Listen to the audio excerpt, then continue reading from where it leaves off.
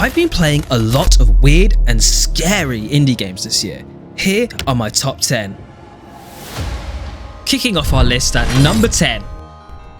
Surprisingly, the realm of McDonald's horror games is an unexpected genre I thought I would explore. Ronald McDonalds is an intriguing indie game that throws you into the role of an infiltrator, assigned with the daunting task of sneaking into a deserted restaurant at night to steal the secret recipe. Which is a little bit weird because I'm pretty sure KFC is the one with the secret herbs and spices recipe. Nevertheless, maybe it's the burger sauce we're after here. As you explore the abandoned McDonald's establishment, Ronald himself relentlessly pursues you with a shotgun. Your best options are to flee and hide and find a way to overcome him. Try not to get caught though, because let me tell you, he does not show any mercy, and he takes you out in, let's just say, a very, very ridiculous manner.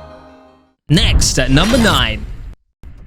Enter the unsettling realm of Mannequin, a game that explores the eerie world of inanimate figures. Have you ever felt like a mannequin was watching you? What about chasing you? In Mannequin, you start out as a retail worker, where a cursed customer angers and casts a shadow over you and the store. Suddenly, you find the power to the store, but the problem is, there are tons of mannequins. As you go through the store, you start to hear a bunch of squeaky noises. You start to realize these mannequins are alive, and they will creep up on you when you're not looking. With this game, I really enjoyed it, and I think the simplicity of the concept is what makes it super scary. At number 8, we have The Missing Hiker. In this short but powerful experience, you become the main character with a vital mission. Find your missing brother Ethan, who suddenly seemed to disappear during a hiking trip. What sets this game apart is its eerie atmosphere, combining haunting visuals and an unsettling theme that keeps you on edge. As the story unfolds, your trust really starts to become uncertain. You cast a lot of doubts with every person you come across, and that's not only because they look super weird and strange. In this whole game, I was completely paranoid. The characters you come across just look weird and odd, and that just adds to the horror. There are parts where you're just walking alone in an abandoned forest, and you just start to realize, in fact, my own mind is the main enemy here. At number 7, we have Nine Charles Street. In this game, you navigate the perspective of an inquisitive young boy within a recently abandoned house. This game emerges as a testament to true psychological horror, an experience that resonates deeply within the realms of fear and unease. Unlike other games like Resident Evil 4, where you have an abundance of weapons and ammunition, in this, you have nothing but your torch. Again, much like the Mannequin, the horror comes from lifeless objects, weird noises, footsteps above, and in fact you realize the true horror isn't just monsters, but rather the unsettling potential hidden within the mundane and inanimate. Coming in at number 6, Night of the Consumers. Step into the shoes of a novice on their very first day at work, just as the store closing hours draw near. These customers are insane, relentless, and hell-bent on chasing you down until the store shelves are once again fully stocked.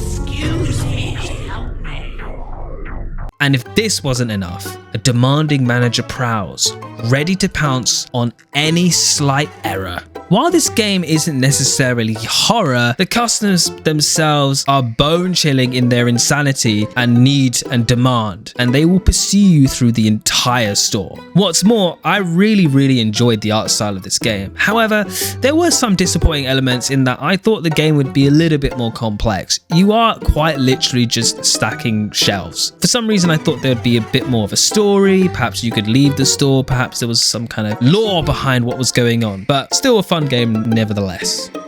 At number 5, we have Potrick Snap, a game that actually kickstarted my channel and is a super weird and super ridiculous SpongeBob horror game. Honestly, this game makes no sense and at the best of times could be described as extremely random. The premise is you're there to clean Patrick's house, but of course, he doesn't just leave you be. Not only does he watch you intently through the whole house, you start to notice a lot of really suspicious stuff. Definitely not for the faint of heart. On top of this, there's actually a sequel that's recently come out. Potrick Snap 2 is pretty much just as random, but let's just say Patrick decides to cosplay the Jigsaw this time round. Coming in at number 4, Fears to Fathom. Among the standout game experiences I've encountered this year, Fears to Fathom holds a cherished place for me. This series is actually a franchise, but in this one I'm actually talking about Fears to Fathom Home Alone. Now imagine the scene, the evening sun waves casting shadows across your residence where you remain alone. As your parents head out, your stomach grumbles with hunger. Yet as you begin to navigate the house, a symphony of unsettling sounds and anomalies echo through the walls. Sort of reminds me of that time when I was a kid and I'd watch Crime Watch, and suddenly I would feel super paranoid and run up the stairs, hoping that someone behind me wouldn't catch me. Yeah, that's the vibe of this game. At number 3, we've got the Garten of Bun Bun series. These set of games always seem to have a new sequel coming out, but the best way to describe it is it's sort of a crappy game with terrible voice acting. I get the perfect specimen, and I don't have to deal with that thing down there. The characters are just really random. The jump scares are somewhat comedic, but you know what, man? It has its own charm. I really like it, and there's a new one coming out all the time. The best way to describe its gameplay is you are in a childlike kindergarten weird store, and you're trying to make your way, survive, and navigate through. I'm not really sure what the lore is. I was sort of confused the whole time. The game has a lot of puzzle elements, so it's pretty much a puzzle element game galore. But in some ways, that's the appeal. Also, there are a lot of key cards in this game, like a lot. At number 2, runner up to first place, we have Poppy Playtime.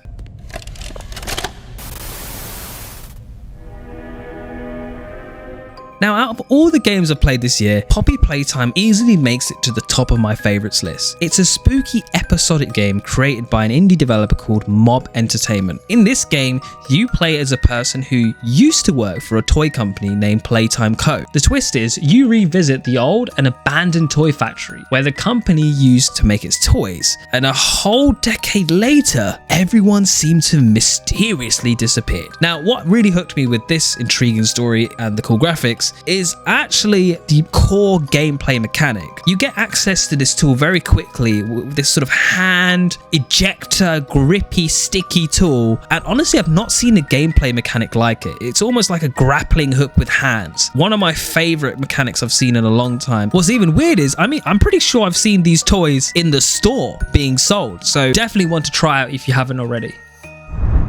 Coming in at number 1, Bramble the Mountain King.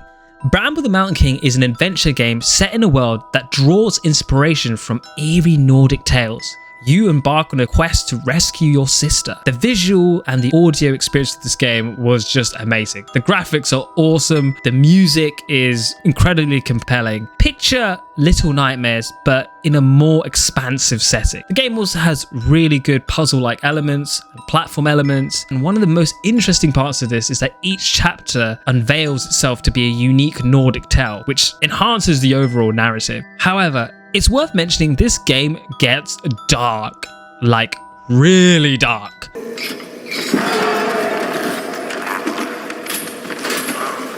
And the storytelling and the grotesque imagery is not for the faint of heart. The game looks kind of cute at first, but gets grim really, really, really quickly. Thanks for watching. Make sure to like, subscribe, and slap